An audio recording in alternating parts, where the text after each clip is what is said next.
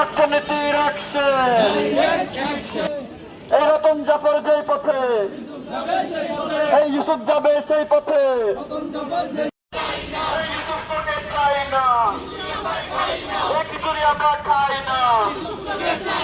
ছাত্রলীগের জাত ভাই ইউসুফ তোমার উপায় নাই, এই ছাত্রলীগের জাত ভাই ইউসুফ তোমার উপায় নাই, এই ছাত্রলীগের জাত ভাই ইউসুফ তোমার উপায় নাই। প্রশ্নে সকল শিক্ষার্থী এবং দলমত নির্বিশেষে আজকে ছাত্র দল, ছাত্র শিবির, বৈষম্যবিরোধী ছাত্র আন্দোলন এবং সাধারণ শিক্ষার্থীরা অবস্থান করছে। আমরা এই প্রশ্নে সবসময় সবাই এক এবং ঐক্যবদ্ধ থাকব। পরবর্তীতে মোহাম্মদ ইউসুফ এবং পদার্থবিজ্ঞানের যাকে পদায়ন করা হয়েছে, আমরা তার পদায়নের তীব্র নিন্দা এবং প্রতিবাদ জানাই। তাদেরকে যাতে এই কলেজ ক্যাম্পাসে আর ঢুকতে না দেওয়া হয় সেই ব্যবস্থা কলেজ প্রশাসন নির্বাহী ক্ষমতা বলে যাতে করে, আমাদের শিক্ষার্থীদের যাতে এই অবস্থায় আমাদের দাঁড়াতে না হয়, আবার কঠোর অবস্থানেও যাতে না যেতে হয়। হাসিনা আছে যার মনে, ইউসুফকে চাই সেই জনে। হাসিনাকে সাপোর্ট করে যে, ইউসুফকেও সাপোর্ট করে সে।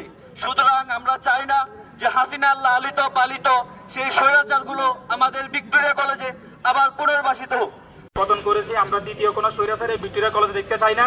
এই নিয়ে আমরা অর্থনীতি বিভাগ থেকে এর একতা পোষণ করছি এই দাবিতে। আমরা জানি এই ক্যাম্পাসে একসময় ছাত্রলীগের আখড়া ছিল, এই আখড়ার মধ্যে আমরা কেউই স্বাধীনভাবে কথাবার্তা বলতে পারিনি। সেই ক্যাম্পাসে কখনোই পুনরায় ছাত্রলীগের আবাস কোনোভাবে হতে পারে না। আমরা বাংলা বিভাগ যারা এখানে উপস্থিত হয়েছেন বাংলা বিভাগের পক্ষ থেকে আজকে তাদের একটাই প্রাণের দাবি যে তারা কিভাবে এই স্বৈরাচারের দোষরদেরকে তার বিভাগে দেখবে। বাংলাদেশ ইসলামী ছাত্র শিবির, কুমিল্লা ভিক্টোরিয়া কলেজ তাদের এই আন্দোলনের সাথে সর্বাত্মকভাবে একত্রতা পোষণ করছে। আমরা বলবো আজকে আমরা যে প্রতিবাদ করেছি এটাকে আমাদের দুর্বলতা ভাববেন না, আমাদের হাত এখনো ঠিক আছে। বাংলাদেশ ইসলামী ছাত্র শিবির তাদের সাথে পাশাপাশি আছে। আপনারা এটাকে দুর্বল মনে করার কোনো সুযোগ নেই যে বাংলা বিভাগ একা। বাংলা বিভাগকে সহযোগিতা করার জন্য আজকে এখানে সকল রাজনৈতিক ছাত্র সংগঠন এখানে উপস্থিত আছে। আপনারা অতি শীঘ্রই এর একটা ব্যবস্থা করবেন। আমাদের ভাইদের লাশের উপর দিয়া যে শিক্ষক খিচুড়ি খাওয়াইছে, ছাত্রদেরকে লাশ ফেলানো সহযোগিতা করেছে, ওই শিক্ষক আমাদের সামনে চলাফেরা করবে আমাদের, এটা আমরা মেনে নিব না। আমি প্রশাসনের দৃষ্টি আকর্ষণ করে একটা প্রশ্ন করি যে শিক্ষকদের কাজ কি? শিক্ষকদের কাজ হচ্ছে সর্বপ্রথম নৈতিক শিক্ষা দেওয়া, কিন্তু উনি তো নৈতিকতার পতন হয়েছে, উনি নৈতিকতা হারিয়েছে। কারণ এত বড় একটা আন্দোলনে উনি হয় চুপ থাকতো, না হয় এই আন্দোলনের সমর্থন করতো। কিন্তু দুঃখজনক উনি লাশ পড়তেছে, উনি ছাত্রলীগকে খিচুড়ি খাওয়াইয়ে উৎসাহ দিয়েছে।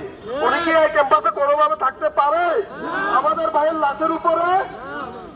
আর আমরা আরো যারা আমাদের এই ক্যাম্পাসের শিক্ষক, আমাদের গুরুজন বলে আমরা জানি, আমাদের কাছে তথ্য আছে তারা সহযোগিতা করছে এই স্যারকে আনার জন্য। আমরা সর্বপ্রথমে আন্দোলন করেছি এবং প্রতিবাদ করেছি উনি যেন কোনোভাবে আসতে না পারে। এরপরও উনি আসার সকল রাস্তা তৈরি করেছে। হয়তো ওনারা ভাবছে আমরা ঘুমিয়ে গেছি, না, আমরা দেখতেছি প্রশাসন কি ব্যবস্থা নেয়। প্রশাসন যদি দৃষ্টান্তমূলক কোনো ব্যবস্থা না নেয়, আমাদের জাহিদ বলেছে 5 কার্য দিবসের মধ্যে যদি না নেয় আমরা আমাদের আন্দোলন কঠোর থেকে কঠোরতম হবে এবং এই ক্যাম্পাসের বাইরে চলে যাবে। এবং যদি এই ক্যাম্পাসের শান্তি বিঘ্ন হয় তাহলে সকল দায়ভার এই প্রশাসনকে নিতে হবে, বিশেষ করে আমাদের প্রিন্সিপাল স্যারকে নিতে হবে। কারণ এতদিন পরও কেন এটার ফয়সালা হয় নাই। তাই আমি বলবো আমরা যদি এইটার ছাড় দিই, আমাদের এখানে যথেষ্ট পরিমাণে, আমরা এখানে আপনারা যারা দেখছেন প্রত্যেকটা ডিপার্টমেন্টের স্টুডেন্ট আছে।